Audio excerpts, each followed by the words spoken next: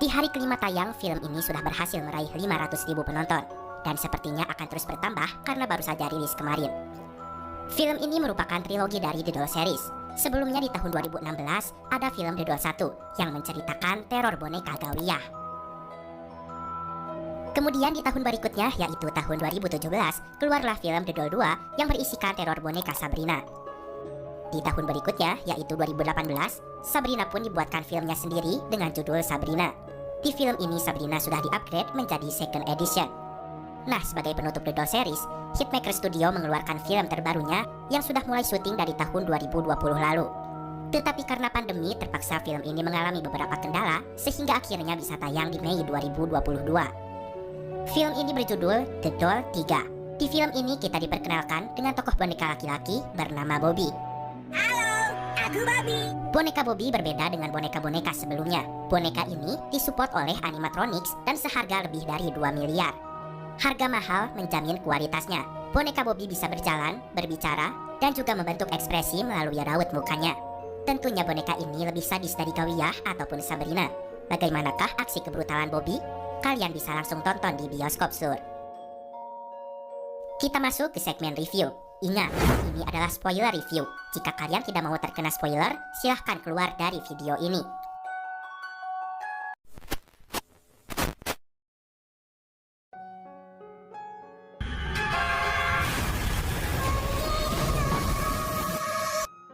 The Doll 3 dibuka dengan kisah yang pilu.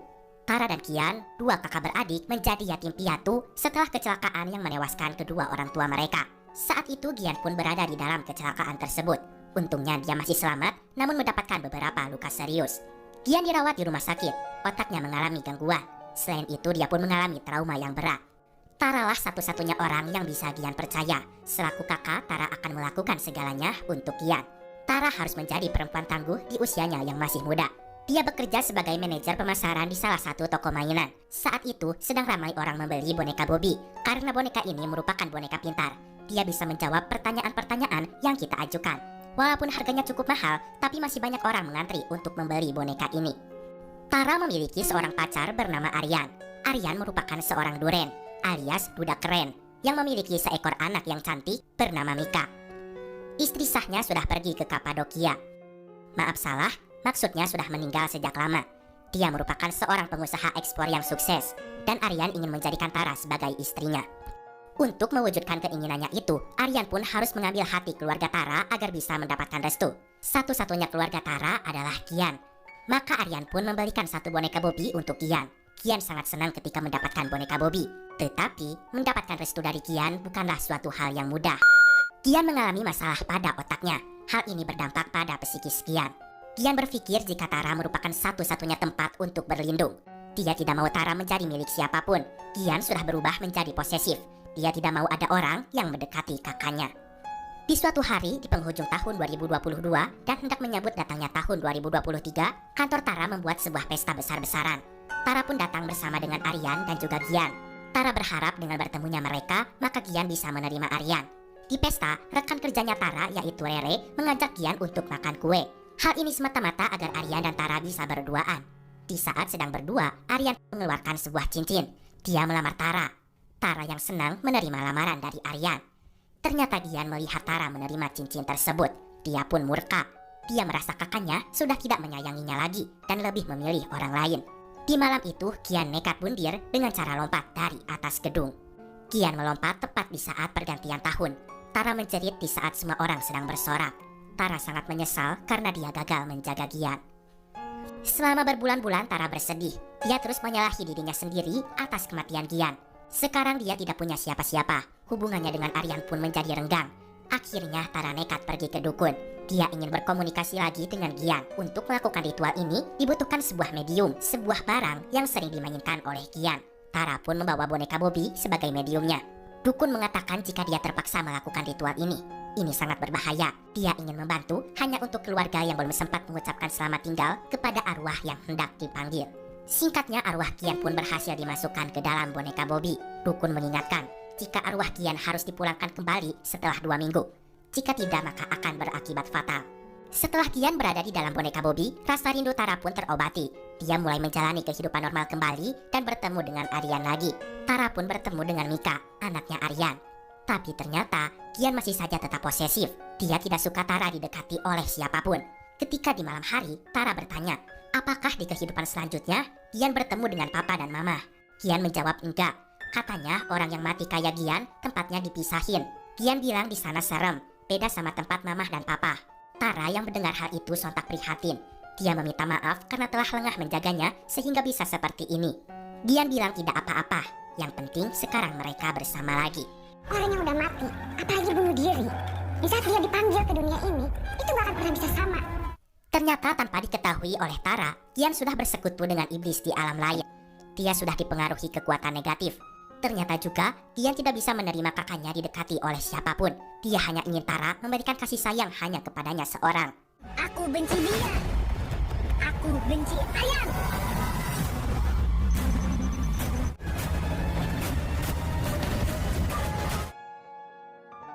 Gian pun meneror orang-orang yang berusaha menjauhkannya dengan Tara.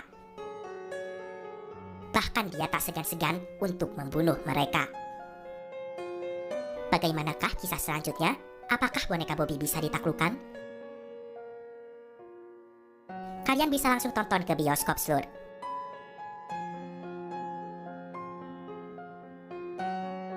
Pertama yang Mamang suka adalah sinematografi dari film ini. Hitmaker selalu konsisten dengan pengambilan gambar ala-ala film luar. Di scene Tara teriak di tengah gemuruhnya kembang api, ini pun terasa seperti film-film luar negeri. Kemudian Mamang suka karena aktingnya Jessica Mila. Dia mampu beradu akting dengan boneka, yang sejatinya benda mati. Dengan orang asli pun adu akting terasa sangat sulit, apalagi dengan boneka.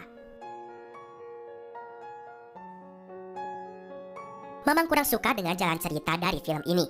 Ceritanya pasti hanya seputar, ada orang mati, keluarganya tidak terima, arwahnya dipanggil ke dalam boneka, lalu boneka itu malah jadi ancaman bagi mereka. Terus Mamang rasa plot twistnya udah basi.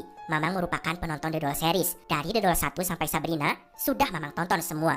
Dan ya, biang keroknya selalu laki-laki. Di The Doll 3 pun, tersangka utamanya adalah laki-laki juga. Kalian yang udah nonton, pasti tahu siapa orangnya.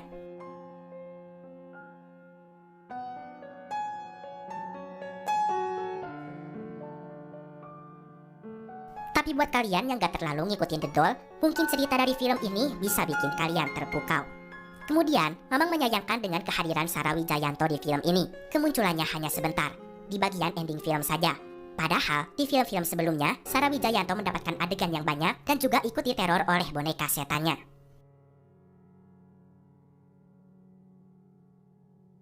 Terlepas dari itu semua, untuk kalian para pecinta gore alias sadis, film ini recommended buat kalian. Pastikan kalau kalian mau nonton film ini, harus ajak teman, keluarga, pacar, ataupun mantan, soalnya biar bisa teriak-teriakan bareng. Mamang beri 7/10 untuk film ini.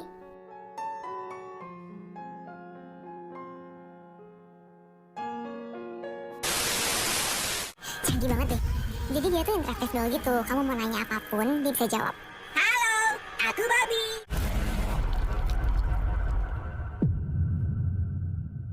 Nah, itu dia seluruh review Mamang mengenai film ini.